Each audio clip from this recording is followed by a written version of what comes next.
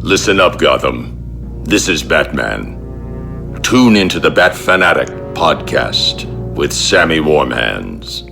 And if you don't, I'll be coming for you. Hey everybody, it's the Dark Knight of Rap, Sammy Warm Hands, and this is the Season 2 finale of the Bat Fan Addict podcast. So from all three of us, whether you are new to the show or if you've been listening since day one, we do appreciate it, and we have a hell of a time making this for you guys.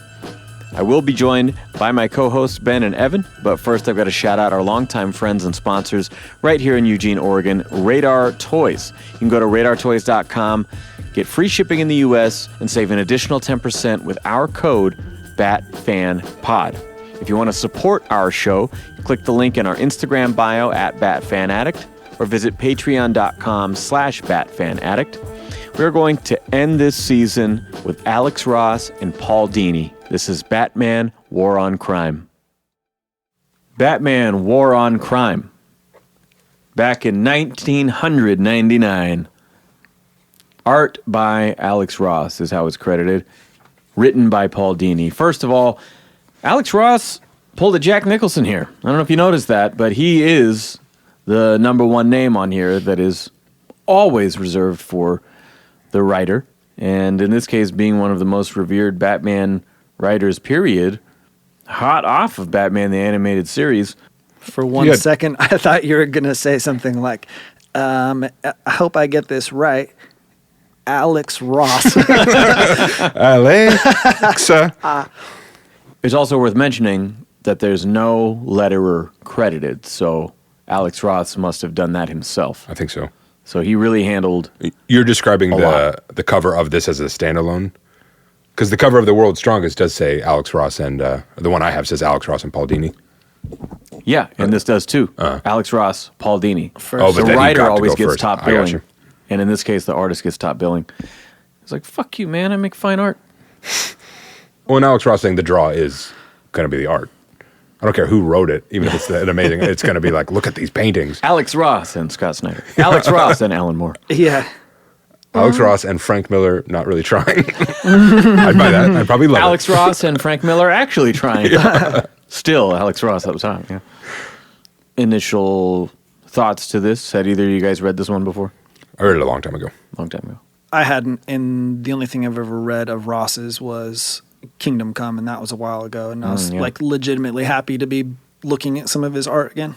Me too, and I actually had Kingdom Come on the broader list of things I wanted to go into for season 2, and then once I skimmed it again, I was like, Batman's barely even in this. Like, maybe we'll get to that another time. And so I recently picked this up because I didn't even realize that Dini and Ross had collaborated. After looking and looking, as you guys discovered, it's kind of hard to find just Batman War on Crime. Mm-hmm. But I did find this Justice League collection that has a whole series that they did, and they're all really cool one-shots with each character stripping away all the razzle-dazzle and really just getting to the humanity of these characters. And I was really moved by it, and I thought, we ended on Noel, I guess when we started around Christmas time, did Noel, and I thought, well, this would be a really great Christmas time episode, I think. Just getting really to the heart of the character. Is it written the same the whole time, where it's just like narrative? Yeah, I think the other ones are like that too. That's cool. Yeah, I thought that was really neat in that it's not covered in speech bubbles and whatever, and I think it's probably part of the reason that he lettered it himself is because it's like an accompaniment. It's not like a feature of the page necessarily, Yeah, and even the letters themselves, not only is it not characters speaking, but the letters don't even exist. A lot of times narrative will be like in a box versus a speech bubble, but even the narrative it's just on the is page. just letters in front of the art, not with a box that blocks the art out. Well, Kingdom Come had both. Kingdom Come had this kind of stuff where it was just text over the image, and then it also had bubbles and the regular stuff too. Yep. This is after Kingdom Come? Yeah, because Kingdom Come I think was 95, 96, something like that. So they did this series kind of right at turn of the century. Yeah, it's fantastic. Yeah. I also thought ending on a short and sweet one would be nice too, because we've got a million things on our plates You don't as we have get like to a the end of the year. deep cut Batman Teen Titans crossover thing we could have watched instead Yeah, of this? actually, that's worth pointing out. So last season, we would always do a movie first, and then this season intentionally started with comics first, and then we're actually ending without a movie. So there are so many books that I want to cover that I've long considered doing a double comic, 2 in a row thing. So When are we going to do Dune? hopefully people don't mind that. Yeah. Do Batman, Tokyo Ghost, and Dune. Hell yeah. So the book opens with a year one montage that has a very old-time classic comics feel. Batman narrates, saying that he became a master of science and criminology, and he trained his body to physical perfection. This little section ends with the vow he makes to avenge his parents. And when I say old-time, I'm thinking about the number of panels on this page, the way that they feel the need to condense and remind you of this character's origin story. It just reminds me of that 40s sort of like Bruce Wayne, a millionaire playboy, and but They are literally shots used from very, very old Batman ones. I mean, the bat flying through the window, him in his... and that's why I said year one. Yeah, even the scientist outfit with the safety goggles holding up a beaker. Yep. Him on the... That's what you like. When we talk about the detective part of the trifecta, you was like, can't we just get a scientist montage? Say it explicitly. Tell me he's a science guy who does science stuff with beakers. But then also showing his physical ability being like on an Olympic gymnasium, like on the rings or a pull-up bar or something. Mm-hmm. And then the spotlight with the parents. Yep. That classic cover. Covered face with the parents' murderer shooting at you. Yep. Yeah, it's cool. It's like he's revisiting other stuff that you've seen in other places, but him doing his version. And I like the way it's framed too, with it's overlaid on a backdrop of Gotham City. You have Batman perched up there on the gargoyle on the rooftop. So it's like you're getting Batman of age and you're getting Batman through the years below it. It's just and each one of these panels only took 1 month to draw. It's crazy. And this, if we'll consider these like actual panels, because so many of the other page, almost everything is like a 2-page spread. Yeah. A lot of them just have kind of non-existent borders where the colors just blend into like the image below it or to the left or to the right of it or something, which is like, it's incredible. It's sort of like a soft burn fade. So that first page, I think, has like the most, if we'll call those borders, because even... panels, they're paneled out. There's because even those don't really have any borders, which is so cool because it makes everything look so not seamless, but like it all goes together. Yeah, it meshes. It's interesting, seamless though, is the word I would use, because you point out that there are no borders on those panels, but the stark contrast with the light behind it in the backdrop. Mm-hmm. There is kind of distinct white lines, and so at first glance you might not even really think of it like that there are not harsh dividers. But yeah, in general, just a softer page layout. And it's so cool that it just introduces, the whole thing is blue tones with Bruce kneeling beside a bed, like praying with a candle on the sheets, and that... Which is not safe. Don't do that, kiddies, because all of you are listening to this show. By candlelight in their bed. Yeah, like Scrooge. Next to your covered wagons. Yeah. But that casts some like warm yellow tones on what is otherwise like a entirely totally blue cold, page. Yeah. And the other thing that I was just thinking while looking at it is cool that there's like some pages that use actual shades of black. But the cool thing about the watercolor is that like nothing is ever solid because it's not inked. So like even the blacks are never solid black. And so he has this like awesome blue silhouette because Batman is like backlit by the moon in this. Yeah. But there's even like a gradient to the solid stuff, which is like so cool. That's almost like if you take the Bruce Timm animated series where it is blacks, whether it's Dick Grayson's hair or Batman's cowl, the light on the black is accentuated with these deep blues. Mm-hmm. And it's almost taking that and flipping it like, okay, well, let's pull out the blacks and we're just going to live in this kind of deep navy moonlight tone. You know, it's really neat. Feels very cold. Why are you grinning?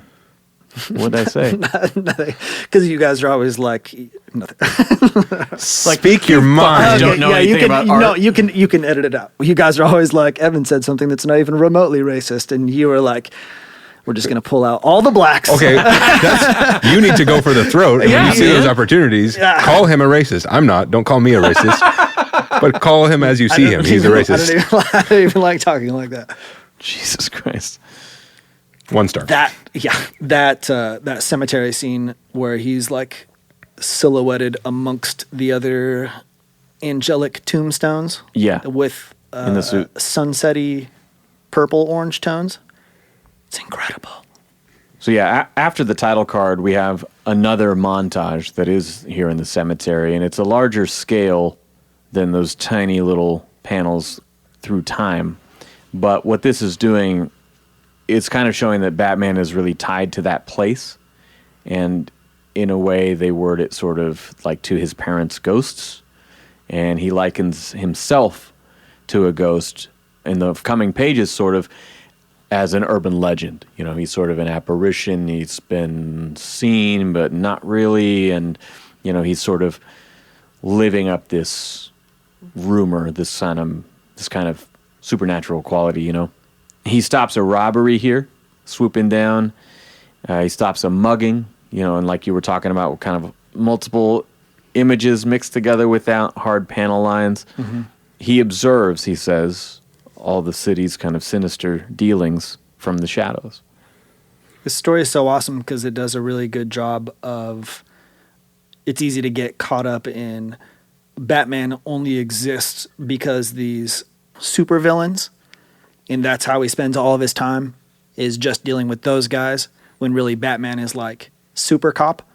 Going after muggers. Yeah, and he burglars. would deal with the Arkham escapees if they were out, and he would prioritize the rogues gallery, but he's also just super copping it. 7 days a week, every single night. Yeah, it's so cool. It's like Batman's equivalent of walking the beat, only he does it swinging from building to building, and it's not down to earth. But it feels like a home tale. Like this is reality. We talk about the realism, like of the Nolan verse and stuff like that, where like his way of making Batman more real was stripping away the comic booky stuff, and trying to be more like, well, what if this was in the real world, and how would we do it? What kind of military technology does he have to have in his body? And okay, he's not the badass ninja. Where I really like Ross's take. Can I call him Ross, or should I say Alex? Alex Ross's Mr. take. Ross. Mr. Ross. I don't know, it's all right. Because his style is so realistic. But it leans into the comic book. Yeah, because look at Batman in this convenience store. That guy in that convenience store, you'd be like, this fucking psycho just barged into the store dressed like that. But it's believable without being like, he looks kind of crazy, but he would. This guy would. What it does to me is it kind of harkens back to another era. Because he's got sort of the Norman Rockwell style visually, right? But if you look at the suit that they use, it's a very fabric, basic textures kind of. There's no muscles in it. Yeah, it doesn't have defined musculature. Yeah, and when you see him in the stark light of the convenience store, you're like, that's just a dude in a costume. That would be silly. Well, it reminds me of Super is what comes to mind with Rainn Wilson, but there's other things like that where there's superhero stories and the guys look like goofballs, but then they or maybe Kick-Ass, but then they break people's shins, like they fight criminals and it's hyper violent, and it's like they're leaning into the goofy comic book stuff, but also what that would be like if that person was actually out there making a dent in crime.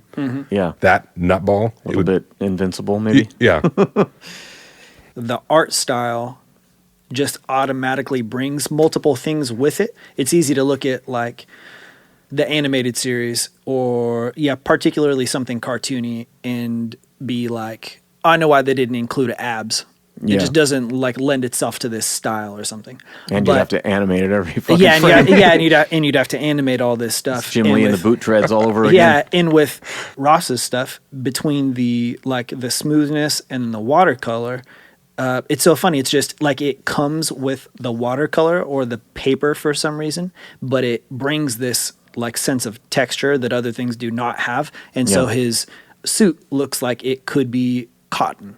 Yeah, and so it looks real. Yeah, and like so a texture you can almost touch. Yeah, on the like page. I could feel this, and along that same lines, then like we haven't seen this one is in stature is a much bigger man, but we haven't seen a Batman that looks this soft since Adam West.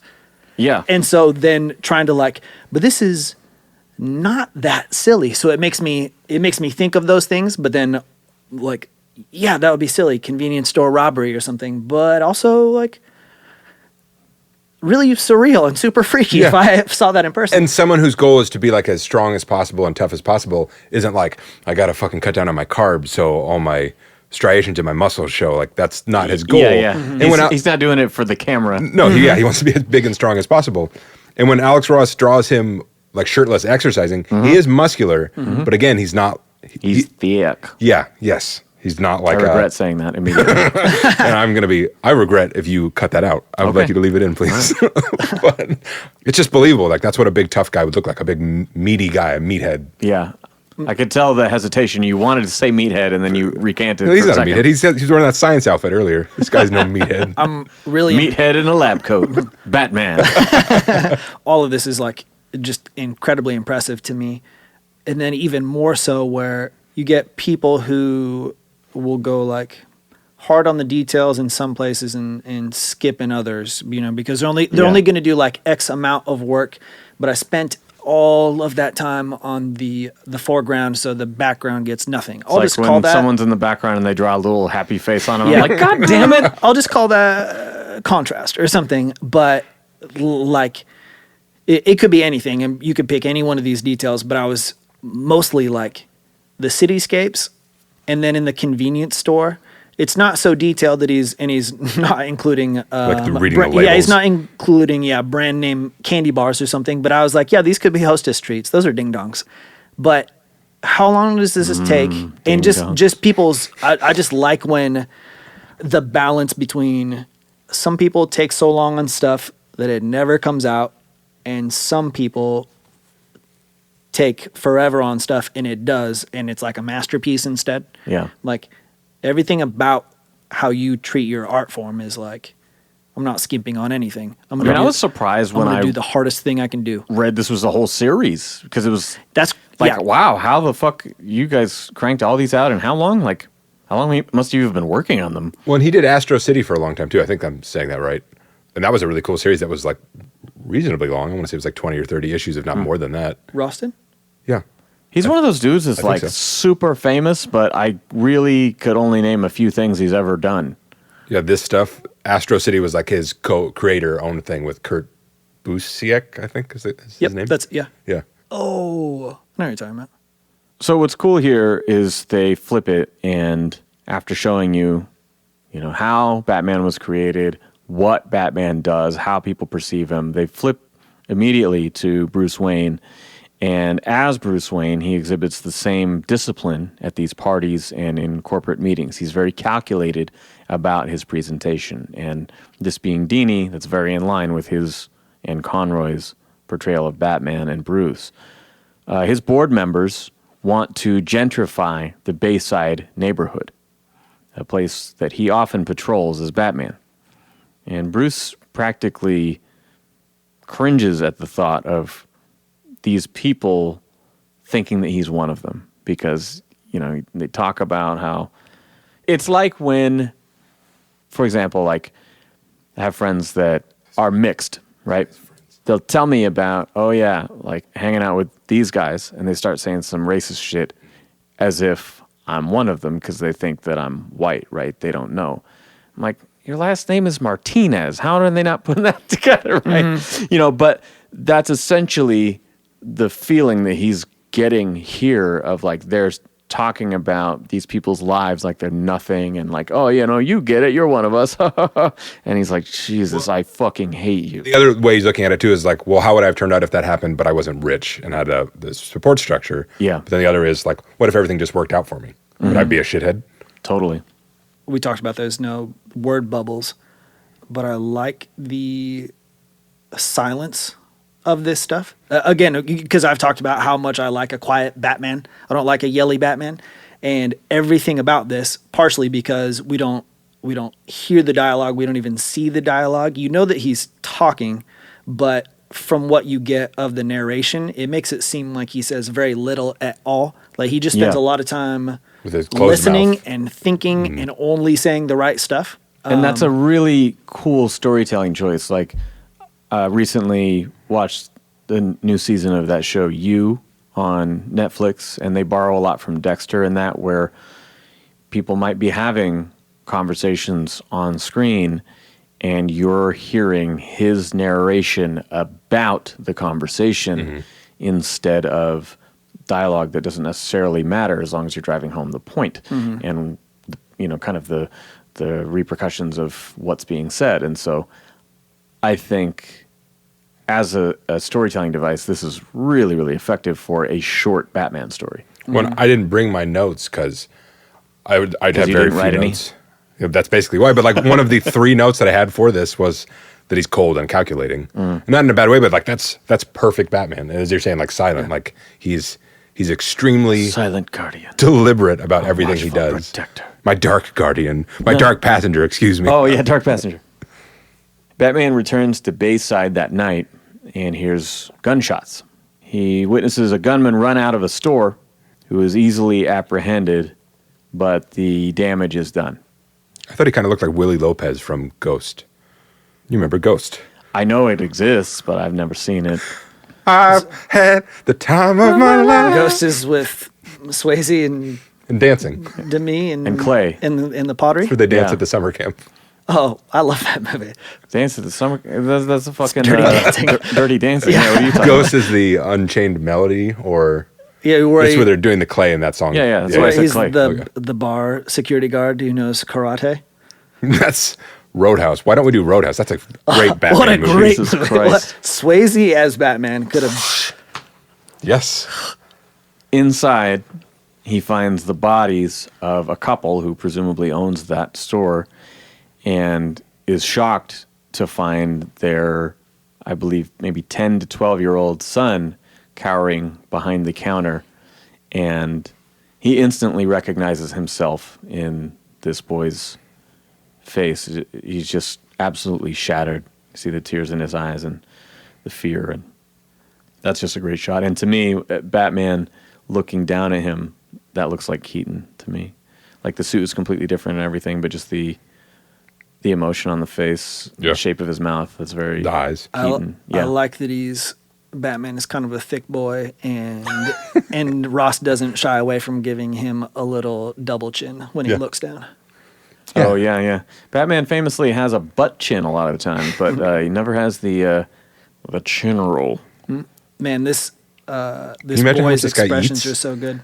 Oh yeah, so much protein. Yeah, in every other story, Alfred's trying to give him food, and he's like, "Fuck off out of here, Butler. I'm not eating that. I'm busy." This Batman only eats steaks. Before and after workout. Yeah. The page before this, He's not a vegetarian. metallic trash can is incredible looking. Man, the shit that I Oh, look at those notice. cookies. First off, look at those freaking cookies. It's like that's art so good that you get hungry looking at it. Yeah, it's crazy. Yeah, these cookies look incredible, and then keep going just to the right. Boom, trash can. Look at this freaking trash can. That's the freaking trash can. I can't believe it. That famous painting where it's the guy holding the reflective orb. Yes. And so it's the room and then also Escher. everything reflected. Is that an Escher thing? Yep. That's what that trash can looks like. Yeah. That it's. I You see like a little can't bit of even believe it. I don't know. It looks like a Star Wars droid from across the room. Yeah, but it's the tall version. It's the basketball version of It's R2D2. Gonk. Everyone's talking about Gonk lately. That's Gonk? Gonk. Gonk is the Gonk. I know Oh. Gak. Trash can robot. It Yeah. looks like a little. Remember Gak? Speaking of clay? Yeah. Huh? Gak and Smud. Smack. You do smack? Stretch Armstrong. There was 2 of them. There was Gak and Flam. Jesus Christ, we're losing it, guys. Okay. I contest that we never had a thread. Yeah. I'd argue that if your bubble is big enough, then everything is in the domain. In a plainclothes disguise, Bruce visits the scene of the crime the next morning. The gangs are taking over the block, having already tagged the store where the robbery took place. At a nearby diner, his waitress is a person he recognizes as a repeat criminal who is trying to go straight and turn her life around. And he empathizes with her attempt. Again, a lot of this story is about kind of the cyclical nature of this stuff and poverty and crime. And what drives people to it and drives them back to it. Yep. And so he empathizes with her and gives her a very hefty tip. If you zoom in, he hands her a $100 bill. He laments this inevitable cycle of criminal recidivism and fully expects that she'll relapse and he'll have to take her in again.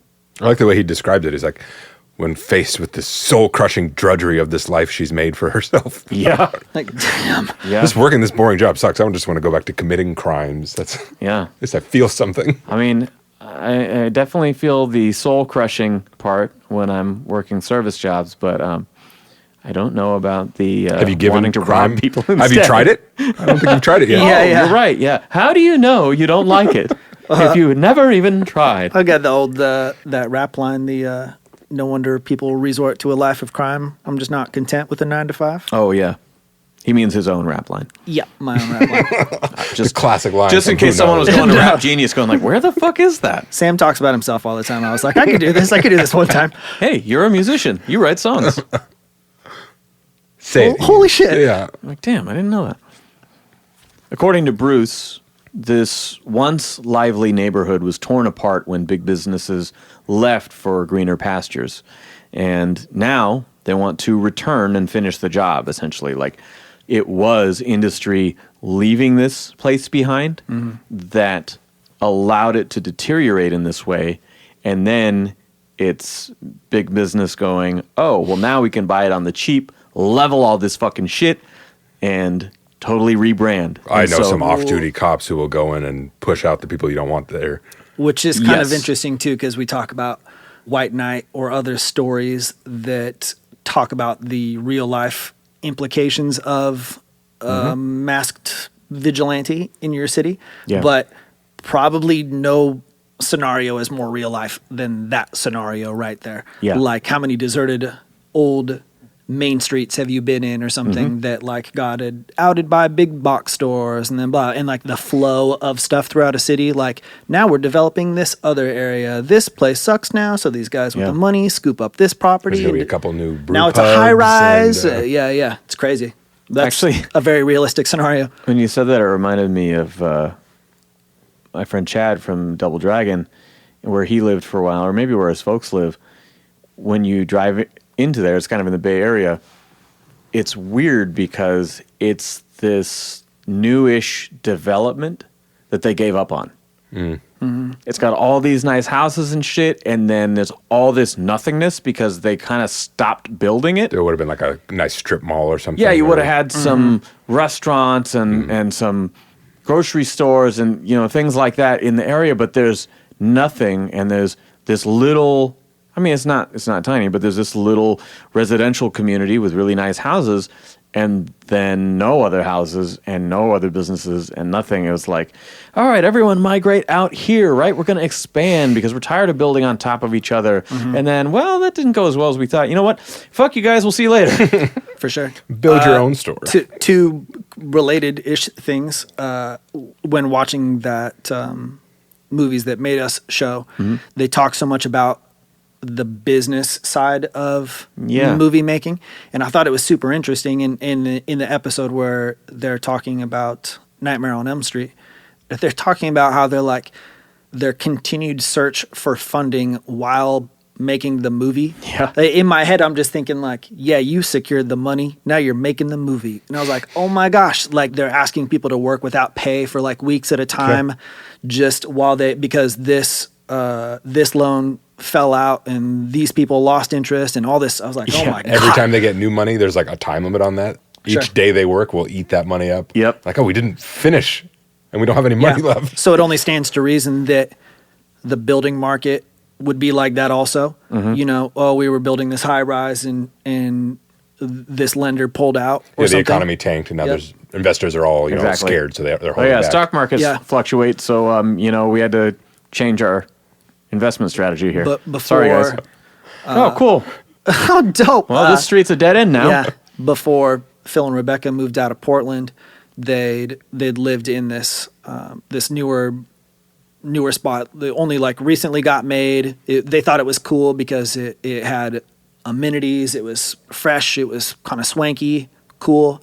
They got it. They were able to get in their spot on the semi cheap because the building was new, and so they needed to occupy the rooms. Obviously, attract you need people to come over. Yeah, exactly. Not obviously you need to start making money on your stuff. But what I thought was interesting about it was that I never really thought about people developing stuff only to sell it, which is like the big version of flipping homes, I guess. But they need to get tenants so that a prospective buyer will look at this building and be like, built-in income. Yeah, it's itself. fresh and it's occupied so that I can sell it to these people. But just this like illusion of completion, this facade of building stuff that never got to be anything, you know? Well, and like you're talking about with the movie thing, I mean, that's sort of, I think what people who invest on that level and do business on that level, that's what they get really comfortable with. Yeah. The idea that like, it's the flip side of possibility.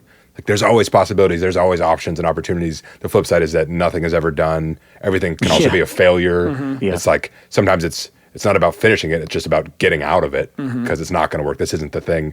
Now we need to make the iMac or whatever because the last thing didn't work, so I need a new idea. We always need something new. And they just like, they live in that world of perpetual investments. Yeah, I got to cut and run. This thing didn't work. Yeah. Yeah. I really like, though, how that all feeds in this story, kind of the white flight kind of, and then now that it's all ruined and cheap, let's come back and buy it up. You know? And that you're getting the 2-part business version, street level version of the same scenario, you know? Two stories moving forward that are actually the same story. Later, Batman spots a burglary in the back alley of an electronics store. He observes, much like Invincible, which I just mentioned, that people never look up. He said the lookout is keeping an eye out, but he doesn't see me up here.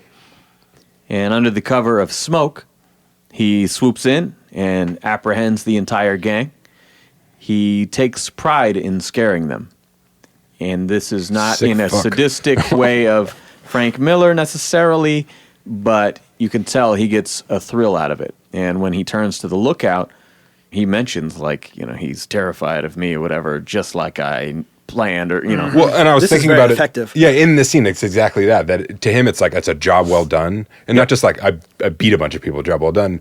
The idea that, like, he's playing up the urban legend thing, going like, oh yeah, they see me swoop in from out of nowhere. They have no fucking idea what happened. I'm in and out. But that he takes them out. He's not like bashing their heads in over and over until they die. He's like so surgical about it. Yeah, it's not focused on the violence. It's focused on the spectacle. Yeah. He's good at it.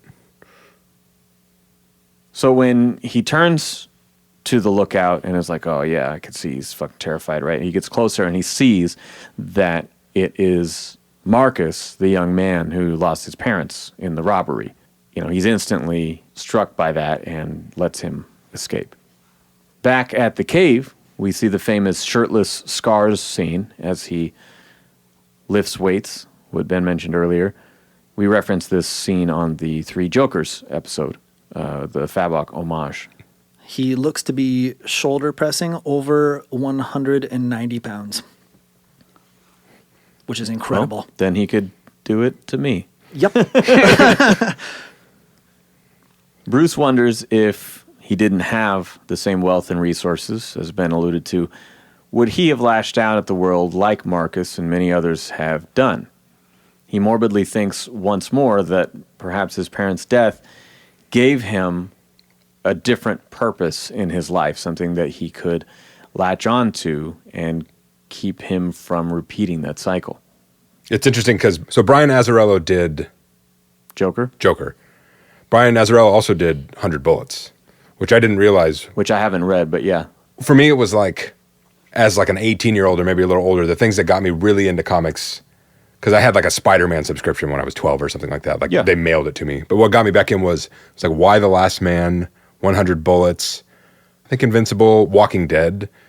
But so I didn't realize that, hearing everyone talk about Brian Azzarello and Joker and all this, and I was kind of like, it was one of those things that people just kept hyping.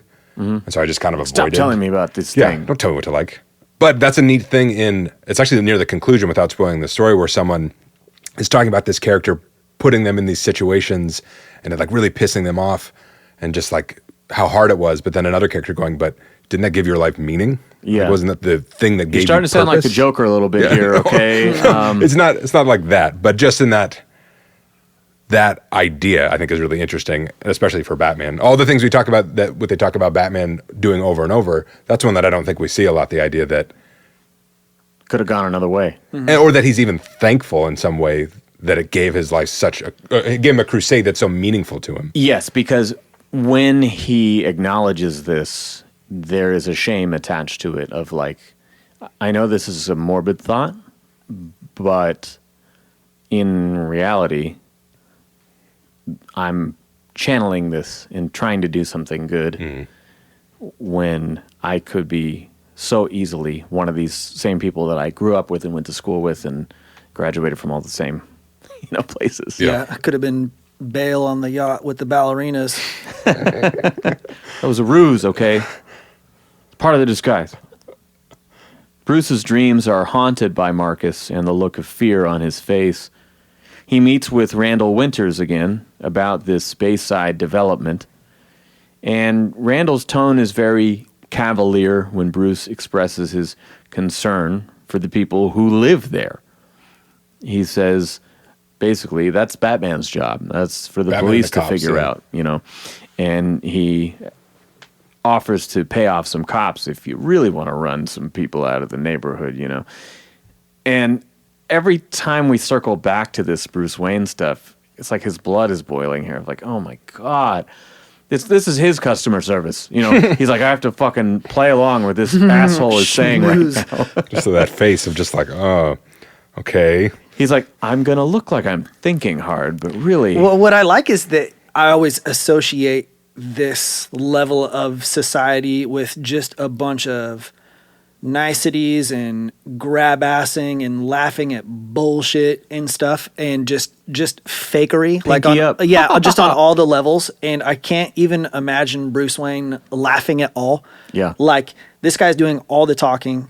He says very little. But what I like is that he I guess he just exists because he is who he is, but I don't think that anybody would actually like want to hang out with him. Like they don't want him in like the board meeting or anything like that because like, man, this guy's freaking me out. Well, I imagine him as like a guy who, when somebody says something, like, as you say, he never laughs. He smiles, but he never laughs. Mm-hmm. It's like Comedians in Cars with Jerry Seinfeld, where when he has a guest on and the guest says a joke, and then it cuts to Jerry and he's like, his face is like he's laughing, but there's actually no sound coming out. And it's just kind of like, because it's not funny enough for him, but he's like, well, I'm supposed to He's smile. having a good time, though. Yeah, maybe. Well, it's polite. Last night, I was watching Succession on HBO, and there was some implication that Brian Cox's character, who is in his 80s, might be having an affair. And I was like, who the fuck?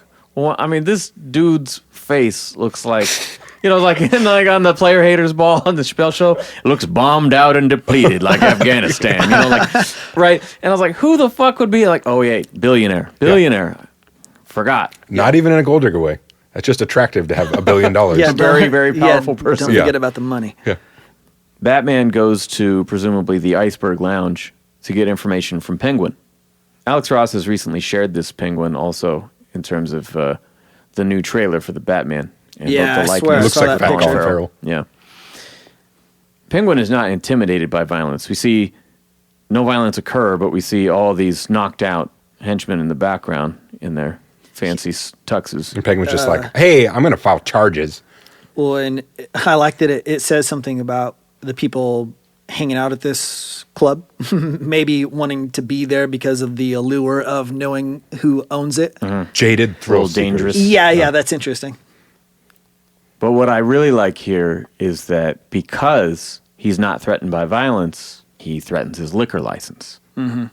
Because we've seen Batman where he gets painted into a corner, like, oh, you can't punch your way out of this one. You know, what you gonna do? Okay, I'll play the long game. That's cool too, but I didn't think about it. That sits very well also with the stuff with the pool party later, and like Batman's just like, I'll just do what I can do. I can't punch all these people. Not all these people are super villains, but I also know how the law works, and I'll threaten them or I'll get them where I can. Yeah, that's gonna hurt him way more than punching him in the face. Exactly, and that's what's cool about this story is that we see Bruce and Batman operating simultaneously toward the same goal. And both being useful. Yes, exactly. And in the following scenes here, it's another homage in the streets. He takes a very targeted approach to Bayside crime using the information he got from Penguin. And he says he's going very aggressive until, quote, word gets out that someone's watching and he's angry, right? He finds the gang's headquarters at an abandoned factory that was once the heart of Bayside's economy.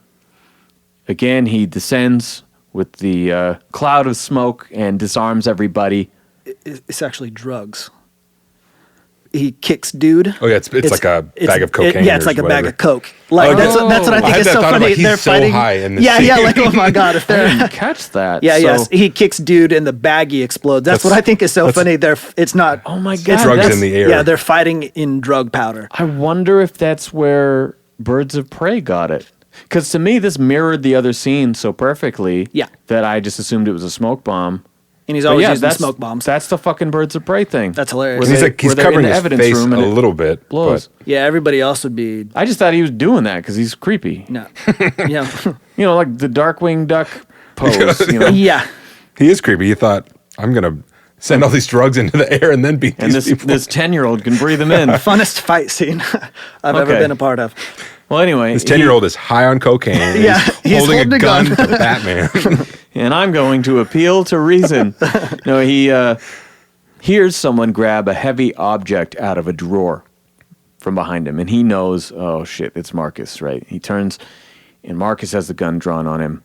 And this is truly the best part of the story in that Batman disarms him emotionally, appealing to his empathy. He says, a man with a gun once took away people that I loved. Don't become what killed our families. You know, he truly puts himself in that kid's shoes and vice versa. He shows him, look, dude, we are the same. Do not keep perpetuating this. And no physical threat. Yeah. No menace or intimidation or anything. Yeah. I mean, this is emotionally, this is a stone's throw from Keaton taking the cowl off at the end of Returns. I mean, he is really not trying to threaten this kid in any way, and it ends with this embrace that's just one of the most amazing Batman panels ever, because like that's not what you think of, and yet it's so on brand at the same time. You remember that last thing we looked at where the guy revealed that he was an orphan on the streets and Batman just kept punching him in the face and said, so what? We're not the same at all. I didn't hear him saying any words. It was just a bunch of gurgles. Ooh. Man, that is some scathing criticism. And this is super powerful, but also, God, what freaking cartoon was it? Where they... I bet it was Japanese. Looney Tunes. No, it was a Batman cartoon. It was something that we talked about. Tex Avery. Oh, okay. There's children in cages and they fight the toy guy. Oh, it's the second the Damien trilogy. Yeah, Son of Batman, and that's one thing that I noted Batman was vs. Robin.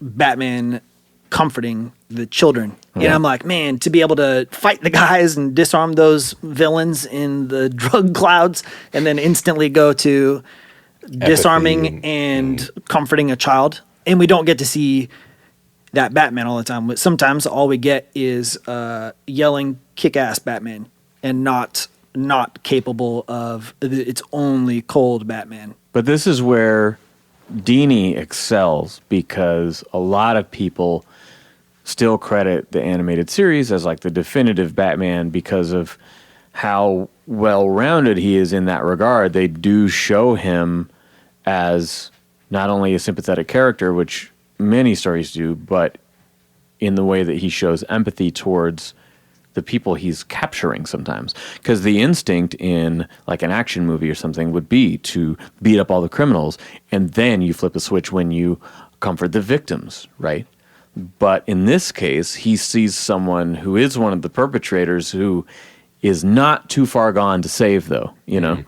Or on, like I mentioned, the baby doll episode, when he takes her in, he still understands that these are choices from really difficult, fucked up circumstances, and he feels a little bit bad taking her in, you know? And so I give Dini a lot of credit for that.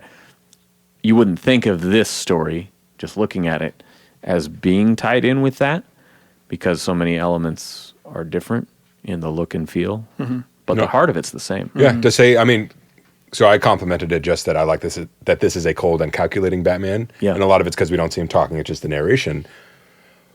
But as you're saying as well, it's well-rounded. Yeah. Like the human side, the empathetic side, he's looking at it from all angles. It's not just... And he's still very capable, you know, and still obsessive in all the things. He's so driven in all these things, but he's a lot more self-aware and just human. Even when we celebrate the violence, which can be awesome to look at, like well-choreographed scenes, that kind of stuff. I like teeth flying out across one panel into the next one. Elbow into the eye. That this doesn't really revel in that at all.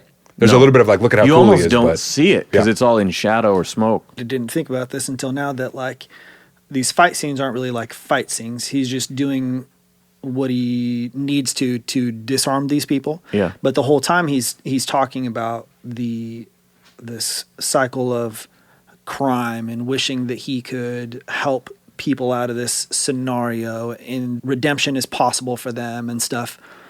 What I think is so cool is he feels like that, and he seems to have the most disdain for these like corporate dickheads because they're the source of the shit. Yeah, he's not like being malicious. I don't get that. When he's fighting these guys, he's just kind of like the trickle down byproducts and these bad circumstance and stuff.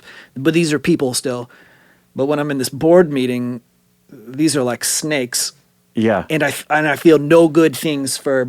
This is bad. This is actually bad stuff. Well, in a story with, I mean, Penguin is kind of a cameo, but in a story with primarily no supervillains, the most real-world supervillains are often those people. While still not completely going like, yeah, money's bad, rich people are bad, still looking at it and going like, I could have been just like them. If not for this. Yeah, if they're a product of their circumstances, like everyone is. Yeah. Which is like, it would be really easy to just be like, fucking rich guys. Yeah. And I don't think that's the commentary at all. I think it's showing that you can have that background and have those privileges and resources and still consider how you're doing it. And we'll get to how the story ends. How the story ends is the best tie-in here. So Bruce visits Randall, the executive, who does not understand Bruce's compassion for these people. This is at the pool party, right? And as he's walking out, Gordon and the cops are walking in to break up the party and ask some questions about police bribery, right? So we know that he tipped him off. Again, he's playing the long game. Just to come in there face to face, he didn't have to because he knew the cops were going to come and bust him, right? But he just went down there and was like, hey, just so you know, I'm going to do the right thing. Oh, by the way, you're busted. And he doesn't stay to watch it. As far as this guy knows, they're unrelated, and I love that. And in the closing scene, Batman acknowledges that this war on crime can never be won, but these small victories, like with Marcus, give him hope.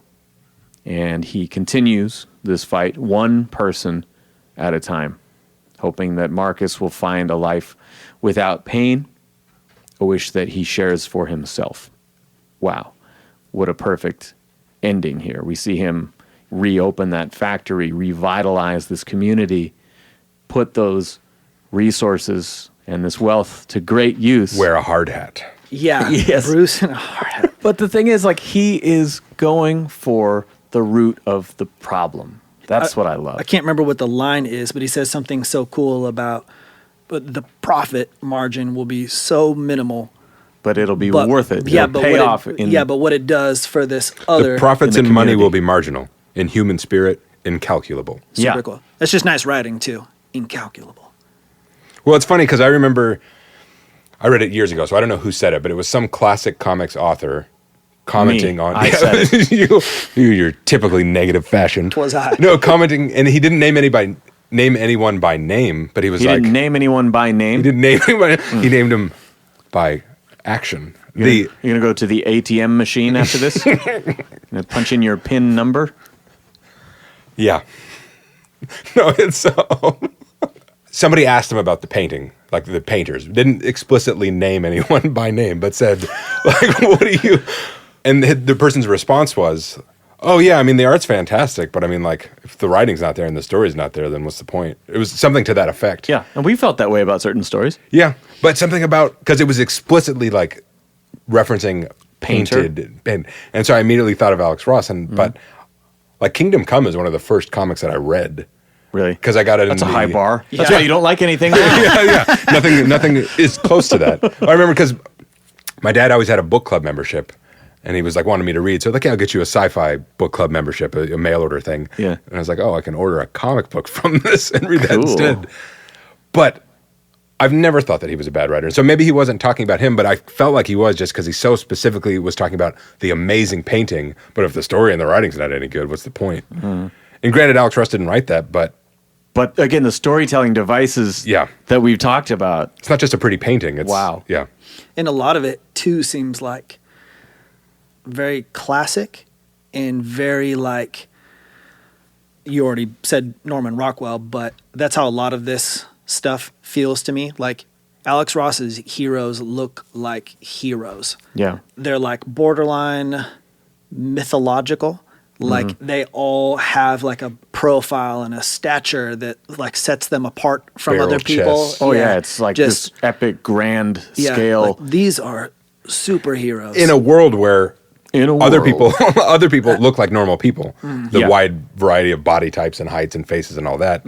They look real, but also, as you're saying, like Statuesque. otherworldly. Yeah. Yeah, like something special about them. Well, but the other stories in this collection, you have Superman towering over from the sky, right?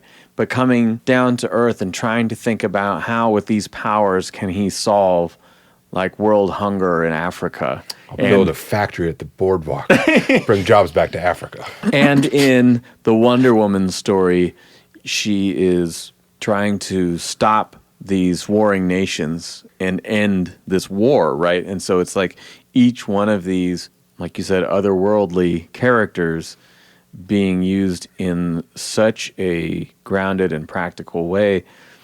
We've reinvented these characters so many times, and what's cool about this is it's so old-fashioned, and yet you're stripping away all the flair and going, yeah, but who are we talking about? What are their ideals? Exactly. Yes, it's the ideological battles that each one of these characters represents, and that is what really sells it for me. the writing to me kind of like harkens to I'm thinking of like the 1940s and like World War II, and how a person might frame something horrific in a way that made it seem Not better than it was. Yeah. And so that's how the wording of a lot of this, and it's not like it's innocent or something. People get murdered. Yeah, but it feels like it makes everything more wholesome, not digestible in an easier way. Well, it's a little bit romanticized. Yeah. You know. Yeah, totally.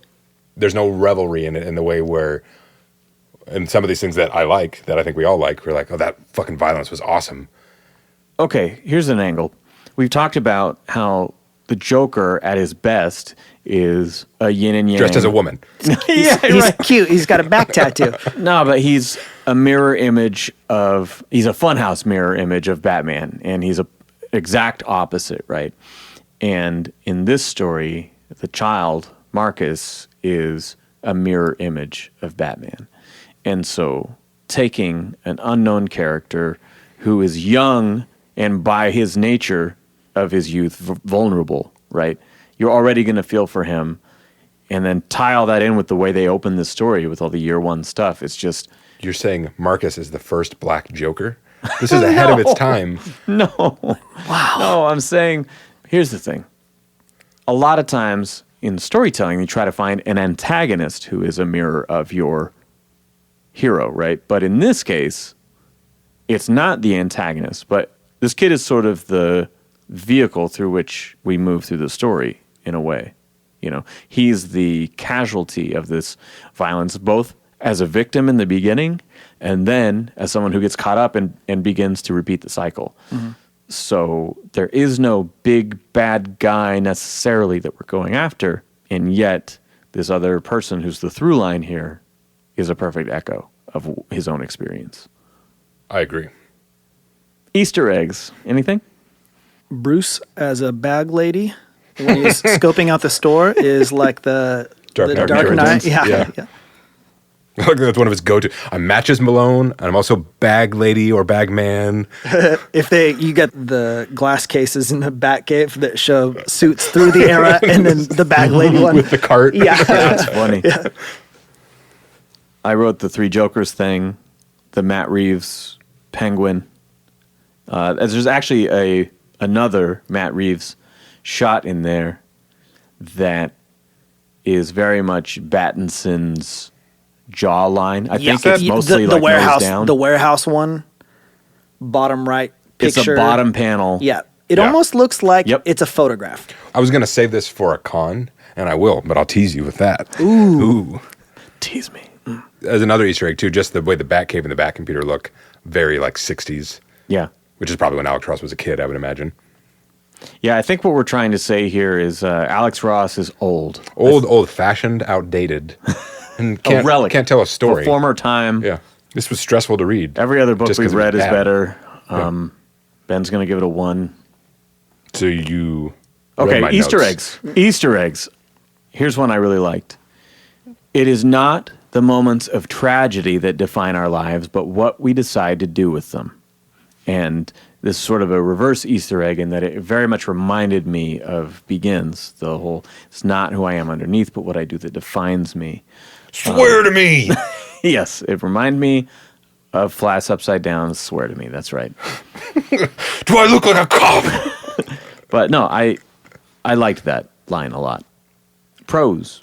Every single how do I say everything and also look at for 10 more minutes. specific? It fundamentally understands Batman. Yeah. In the way that Year One gets Batman fundamentally, this is a completely different look with the same, like, this is Batman. If you were going to show someone one Batman story, this could be in the running of, like, this is why the character is interesting to read and why he connects with people. Yeah, right. If someone was like, I just don't get all the crazy characters and all this stuff, like, here's read 50 pages. Yeah. Yeah. And there's almost no words. It'll make everything else look bad afterwards. Like, how is the writing that good and so sparse at the same time? You know, like, less they is say more. so much with so little. I mean, so much of it is letting the comic, the art of it, do the storytelling. Yeah. I really wonder what that collaboration was like behind the scenes. I mean, maybe that was why he was top billed. Maybe he conceptualized this thing first and then had Paul script it for him. You know, could be one, you know, like you watch a film and it'll say, story by George Ben Polanski and Evan Vaught, and then it'll say screenplay by Evan Vaught, right? You guys came up with it together. He wrote the motherfucker. I don't do words. Good. Everything, but one thing that we haven't really touched on is related to the art, but I know that Alex Ross uses a lot of photo reference, but his use of like an implied light source is incredible. Yeah, I think he'll actually pose models, take real photos with real lighting, and then recreate them. But it's like incredible. It's not cheating in any way, but it's like exactly what you would do in a movie to like, how do I make this more dramatic? Ominous or I need to light it from the bottom or something like that. But I might as well say it then, because that was like, it's not really a con, but it's the closest thing I have to a con in this is that. And it's because I've seen all the behind the scenes stuff like that. He literally does that. He has a model come up. Yeah. That sometimes when I look at this, sometimes I see like a picture that he just painted a picture. Yeah. And it looks amazing, but it's also like that's just a woman who stood in his study and then he painted it. But he and didn't. It's not bad. But he didn't trace it though. I know that. Yeah. But it just like sometimes it looks like a sea of models. Actually, here, just for your guys' own, in the back of the collected edition, you see some of the photos and the drawings of the photos. So it'll actually take you into that process a little bit. You know, it'd be super neat. It's pretty cool. Well, attached to that, drawing or painting a portrait isn't cheating Yeah, because you add reference. I can do it. If you give me a picture, I can do it. Yes. But if you're shooting I think the point is also not everything is like this because, say, in the case of Tim Sale, you could be like, here we go. Well, no, it'll be short. Relax to grind. No, it's short, but I said that before. You couldn't say, I can't tell what you're going for. Mm-hmm. Alex Ross is attempting to bring a human to life. Realism. Yeah, he's shooting for reality and pulling it off. Yeah. Just done. Yeah. Like you're no question. Yeah, if you didn't like this, it wouldn't be like, well, he doesn't do a good job. He doesn't.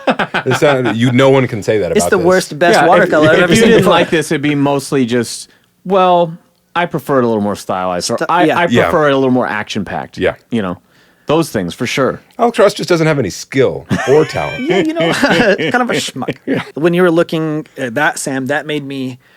I've seen people do it recently where people will give themselves like an inking assignment just to like practice stuff. And it's been kind of cool because it's actually been like a really obvious example of, you know, how we will talk about what a difference the inker makes and how it's actually really obvious. Like, oh my gosh, I could see your style, or I've seen your pencils versus like, oh my gosh, you must be bringing a lot.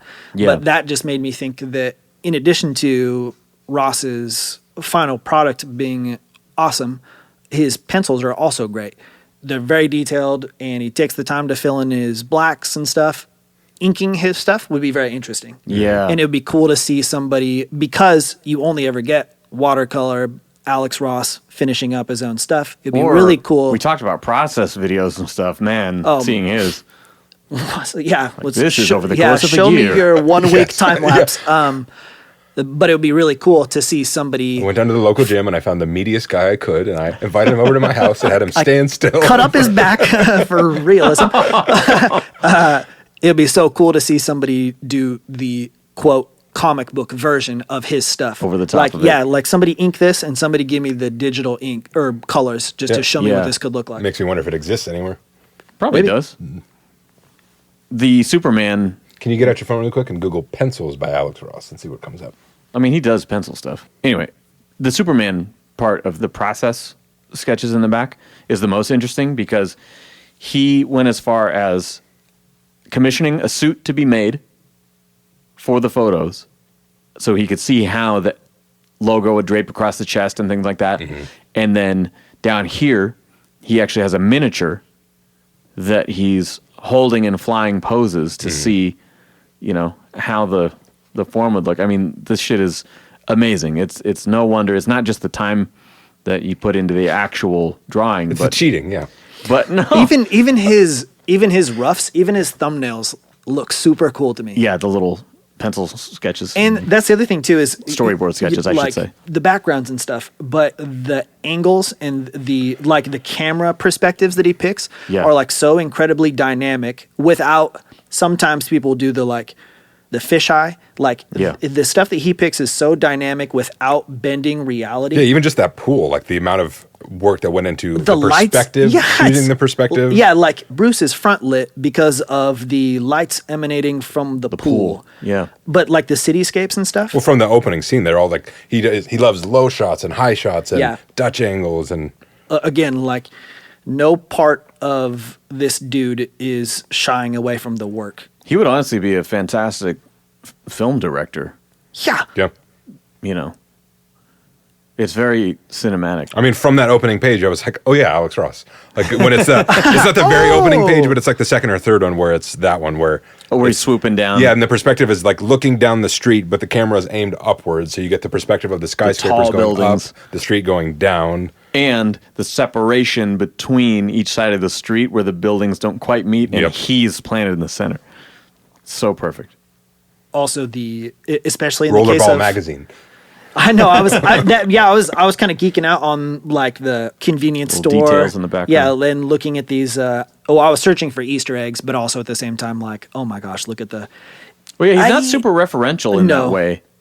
But what's crazy to me is the fact that these are painted in such fine detail. Like you said, they're not printed names on packages and stuff, but the fact is the color placement shows where logos would be, even zoomed in that fucking small. Like, I guess I have two questions. Are comics when a person who makes comics is drawing them, their page is bigger, right? Yep. So these conceivably could be like every one of these is a full size painting. I was curious about the size. Also. I would imagine most like pages are probably again, 11 by 17 or smaller. I don't think they're that big, right? I have a couple at home. I'll measure them when I get home. I have a couple Joe Mad originals. Okay. They're larger still by at least a couple inches in both directions. Mm-hmm. I was curious about that too. Like, what scale is he working on? Connected to that. How small are his brushes? Yeah. And then the other thing too that's just like blowing my mind is... look at that face on the newspaper in the fucking background. Yeah, how small is this one? Unreal. How good are his eyes? I know he wears glasses, but does he work with it's like a fucking 3-foot canvas. People who work on inspect jewelry or work on watches have the extra magnifying glasses. That's like a little peach colored blob with 2 dots, and you're like, yeah, that's a face. Yeah. Yeah, I get it. That's a face. But like what we talked about, there being a smiley face doodle in the background, right? That is in the background of the background of the background. Yeah. It's so far there's levels to this game. removed. Like, you can't even see that on the page. That's you zooming digitally so far past. Yeah, all those magazines have realistic photo faces pretty much. Before I forget, especially characters like Batman or Ninja-esque characters, the comics that are devoid of sound effects. Yeah. It like really lends itself to that. Like, I can picture how quiet Batman is. Yeah. And in that picture, everything else is busy. It's like Chicago with your elevated rail cars. Actually, that Batman reminded me a little no of Begins. The way the tracks are right above him. But then it's not just that they don't look up; it's that he's not making any sound. Yeah, it doesn't give him a reason to. Whoosh, flap. Doing the digital art has me thinking a lot about doing some of that later. That was one of the sound effects that they would put in the books. Classic cave / masturbation sounds. Come. No. Jizz. God damn it. Ninja Turtles. 1 star. Yeah, the season finale, folks. The digital art has me thinking a lot about layers and how stuff sits in front of other things. Yeah. What is paints have to dry. You're right, man. That would take an eternity. Yeah, his watercolor is it's watercolor and it's either like a tube paint or this little brick that you wet. But he would have to do the backgrounds, it has to dry. And then the buildings. Yeah. And you have to know so well to be... And the crazy thing is, like, you'd have to be simultaneously working background to foreground. Yeah. But thinking about... You wouldn't use white unless you were doing, like, an accent color. Yeah. Which would be, like, the last thing you did. But you also... Yeah. Not only you're thinking like dry time, background to foreground, physically building it towards your face, but you have to think about how color plays into all of that simultaneously. Does the one drown out another color? Does it sit on top of another color? And then also people work in watercolors so that they can be loose about stuff, because that's when people talk about like a wash, you'll wet the page first, and then you'll introduce color to the water and then let it bleed. Mm-hmm. And people work with watercolors because of this, like, it's kind of like impressionism, where people will derive that it's a flower. That's what you're shooting for. But the tightness of his stuff. Yeah, it's so fine-tuned. Yeah, I don't even know how he landed on working on watercolors. I mean, it's not until you get extremely close that you see... It's kind of opaque or something. It's opaque in that it's not completely consistent. Not exactly straight, perfect lines. Yep. Can you use a ruler when working with watercolor? No. Because other people... I wouldn't think so, or it wouldn't help much. No, I just said that. I have no idea. Because it's absorbing into a page. So. You might be able to use some straight edge, or if he uses pencils as a layout or something. Mm-hmm. But like, he's not that good, guys. Murphy's stuff is full of straight lines, and it's just a tool that people don't like freehand circles all the time, and it's so that stuff is prevalent. But can Alex Ross use straight edges when he's painting? Alex Ross is straight edge. You heard it here first. Alex Ross is a god. Can't paint those lines when you're drunk. All right, I'm going to get into my pros here. Yeah, bro. We've said a lot about the artwork, but it shows the true heart of this character, as we mentioned, like if this was a first time for someone. But the most important thing to me is that reading this now, 22 years later, it answers the common critique of, well, if Bruce Wayne has all this money and all these resources, then why doesn't he just fucking donate that money and he wouldn't even have to punch poor people and blah, blah, blah, right? So they can never get a job again. Exactly. And this is the perfect answer to that question. He's fighting this battle on both fronts, and he's doing it in a way that's intelligent and compassionate, even while being as brutal as he has to be when he's tackling street crime, right?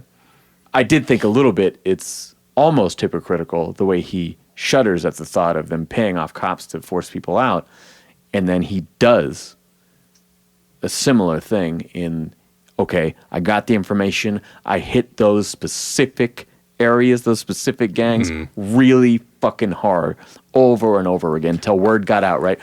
And I think there's a little implication there of like when the business guy, when Randall is suggesting, he's like, people who just live there, yeah, we're going to make their life harder so they have to move, where he's like, the people who are mugging and killing store owners, that's who I'm going to punch. Yeah, not just harassing any old black guy walking down the street. Yeah, and I think that this is just a very smart, big picture look at what this character can and should be.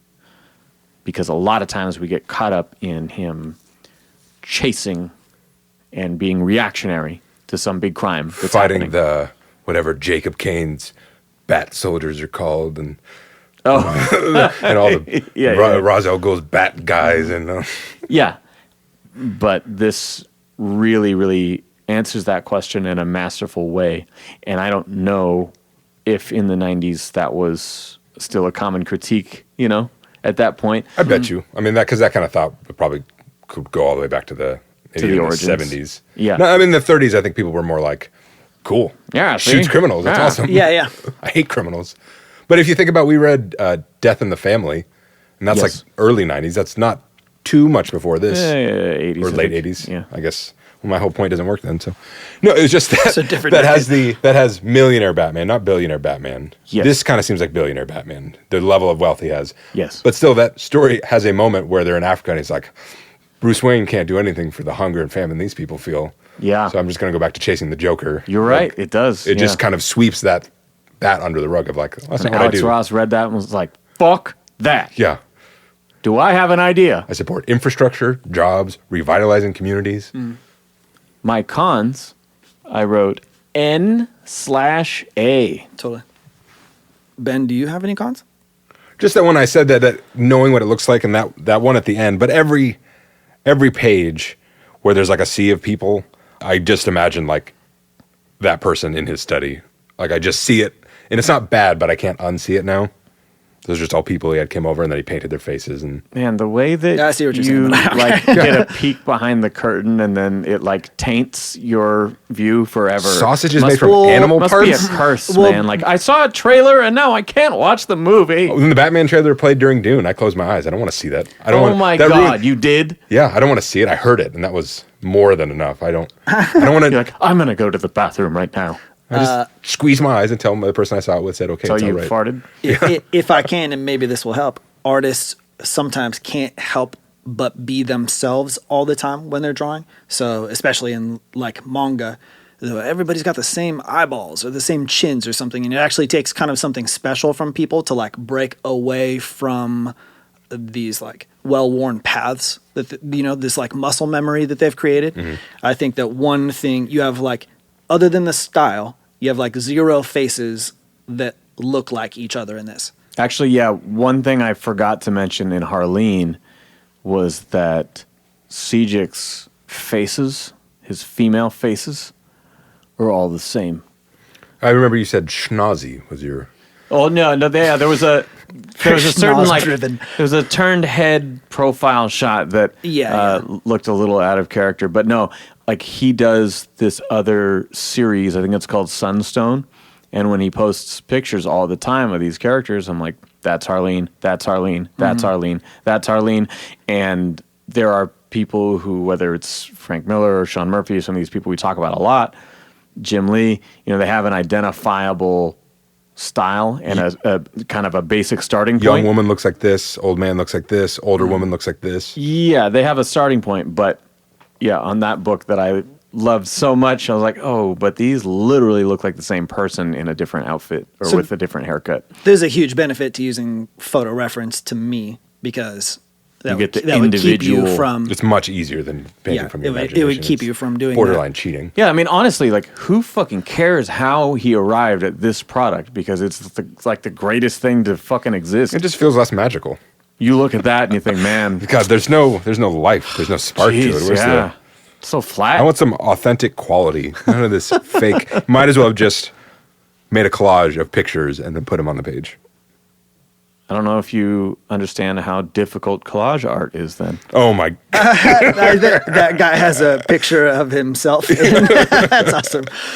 I would never do that. That's hilarious. That's why you'll never be a big player. You gotta love thyself. No, I mean, I have like 20 posters of my tours in the fucking living room. Yeah, take it back. What kind of sociopath would narcissist? Super pro. Maybe this is in the back of the book too, but it's like the last page in the digital one that I read that talks about how all of the original art for this series, I'm guessing not just the Batman one, I don't think, but probably for the whole series, was sold to benefit like the first not-for-profit charter school in New York City. It was in Harlem. I vaguely remember that. And I just thought it was cool that, here we're reading a story about like altruism and like using your powers to make a difference in a real way. Real life. In Batman's real reality. Don't laugh at that. He's real. Yeah. No. How do you know this isn't the fake thing? Yeah. And the thing we're reading is not the real thing. What if I'm in like I'm bald. I'm still bald, but I'm in a goo pod with tubes, and there's robots harnessing my energy. In the goo pod, you have hair. This is just how you choose to see yourself. Oh, it's the opposite. Okay. Yeah. What just popped in my head was, and I heard he auctioned off these paintings to fund new luxury high rises. He was Randall Winters all along. To rent bulldozers. But I just thought that was super dope. Like, here you are doing something with your Alex Ross superpowers that actually affects real people's lives. Additionally, he's like no schmo, and I bet Ross pages, even in the past, go for top dollar. That's a legit donation. You didn't crap 2 pages out in a day. Like, that's incredible. It's fine art. And while, like, obviously, like, the creme de la creme of fine art is, millions of dollars, but this is fine art geared towards nerds. In the comic world. And some of those nerds are some of the wealthiest people in the world and will compete to own these things at extremely high levels. For sure. Totally. Yeah, I've seen many things recently. Ross's work doesn't seem to be... I mean, it can't be out all the time because it probably takes so long, but I've seen a lot of stuff with really popular artists lately like Murphy or James Herron or Daniel Warren Johnson, where the issues are being like purchased entirely by a single collector. Like they never even go to auction. Somebody was like, all 24 pages, gimme. That's just a lot. That's so cool. It's your time, and you could have sold those privately, and then gotten that money yourself and like doubled down on your monies. But to invest it in a community is very cool to me. He kept all the money from the other Alex stuff. Ross, you were awesome. What? I mean, he got paid for doing the work. Yeah, actually, he donated all that for the school, and then he bought the property, bulldozed it, and put it in the high rise. Yeah, he got insurance money on the back end. There's a write-off. Yeah, it says so. It looks really nice, but then when you read into it, something it's diabolical. Really, donated. It's like his art. When you see it, it's stunning, and then you realize he cheated every step of the way. All right, trifecta. Detective. I wrote that he blackmails Penguin for information. He continues to meet with Randall Winters when he could have just blown him off, and he tries to figure out how to outplay him, beat him at his own game. he was sitting at a computer, and I don't think the internet was like as prevalent. So either he was playing solitaire or doing detective stuff. It was actually AOL Instant Messenger. Can you? Is it AOL? 7 different IM windows open on one. Oh, it's a map. You're just looking at maps. Oh, yeah. Yep, that's Gotham City, all right. Got tired of unfolding that giant thing. Pictures. Hey, Alfred, can you bring up my gemstone poster over here on the screen? yeah. Sure, I need opals. Callbacks. You're right. That computer is very classic looking. It's great. All those buttons make like very clunking sounds. Yeah, it's like Star Trek. Yeah. A screen that has like a visor so your face fits in it and you don't get any... A little printer that prints out paper with dots on it. Makes like... He's got the sounds. gooseneck microphone that he Oh, can yeah. talk to the Yeah. computer with. That's so cool. Ninja. Yeah, it's kind of his whole thing. Not in a like a... We're not seeing a bunch of Moves. like martial arts attacks, but he's like nothing but stealth and Maximum smoke bombs efficiency. / cocaine bags and... What I was thinking of is like the first Ninja Turtles movie when they swoop in, rescue April in the beginning, and it's over in 10 seconds. Do you maybe hear like punches, like quiet punches, and like, ooh, oh, what? Yeah, but it's all like, it's all smoke and cover of night, you know? The big thing in that scene is like, oh, he left a sigh, right? So there's some fucking trace, but like literally nothing was seen the whole fucking time. And it's over in a flash. And that, in line with what I've said about like how much I love the minimalist Keaton, where it's just like one punch, bam, bam, done, disabled. It doesn't focus on that. Like, it's not the point. It's still part of the story. Didn't forget about it, guys. But it's not the point of this story. At the end of many of these fights, there's like a panel where he starts the fight, and then the next panel, which can't be that much longer after that, at least one of the guys has been tied up already. It's like his hands are tied behind his back, and he's just now finished punching the last guy. He did that very quickly. And you know, this Batman carries spools of rope, too. So yeah, he didn't mention anything about like, honed myself to the ultimate degree. I'm a championship hog tire. I went to the rodeo, the Boy Scouts, you name it. Question, do teenage turtles have fingerprints? Well, there's no database for them, I'll assure you that. Okay. Nothing to cross-reference there. Sure. The other thing, it's like the good version of, we'll talk about how people will say some stuff, they don't really back it up. You just kind of trust them. Like, well, they said it, so I believe them. Oh, like they don't demonstrate that, Batman's a great detective. They just tell you he is. Okay, yeah, I gotta believe you. Like, well, he showed up. Yeah, that's a bit how I feel in this, but in a good way, though, because it just kind of plays into the sort of like innocence that I feel about it. But he's talking about the terror and like the fear tactics and how it's working, but there's no screams. And There's because no of agony and just because of the suffering vibe, I'm gonna go to work on you guys. It's only which one of you's gonna give in first after I beat the fuck out of you. I'm gonna break. Yeah. Yeah. But it's cool too because I get it. You're portraying some of it and you're telling me and I like believe it and I want to believe it, but it doesn't even feel as scary as I know that it would be. Yeah. And I like it too because it's like this. Anybody could read this. Again, it's a very animated series in that way. It really is. Trauma, I think, is the key category here in the trifecta. It kicks off, of course, with the year one montage, and it stays there. We don't retread any of that stuff. It builds on it, but using Marcus as kind of a surrogate keeps things from recycling old ideas, but it's all tied into that first loss. Every character is looked at in terms of like consequences of their environment and things that have happened. You're like across the room from your mic. Every character is looked at in terms of consequence. No, but like it's not just Marcus and Batman. We have the waitress again with Randall, like looking at Randall, going, "Oh, that's what I would have been like if nothing bad happened to me. I probably would have turned out just like him." Little trust fund bitch, a monster who eats and consumes and doesn't give anything back. Even the trauma in this is also like the violence in this too. Yeah, like none of it. I get it. It's there. It's very effective.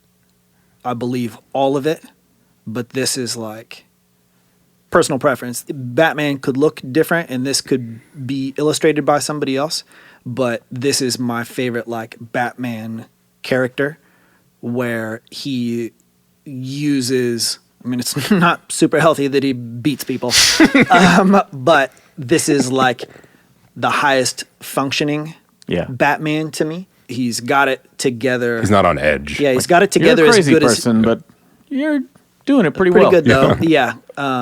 So even it's like the trauma informs him. If there's a scale, the trauma informs his character in more of a positive direction. Morality. To me, then it does the opposite. It's not a Batman who's like, oh, I fucking wish I could kill him, but I I won't do it. Yeah. That's the difference, because I just don't. That's the difference. It's like, nah, man, this is a bigger issue than that fucking guy that I'm trying to chase right now. Mm-hmm.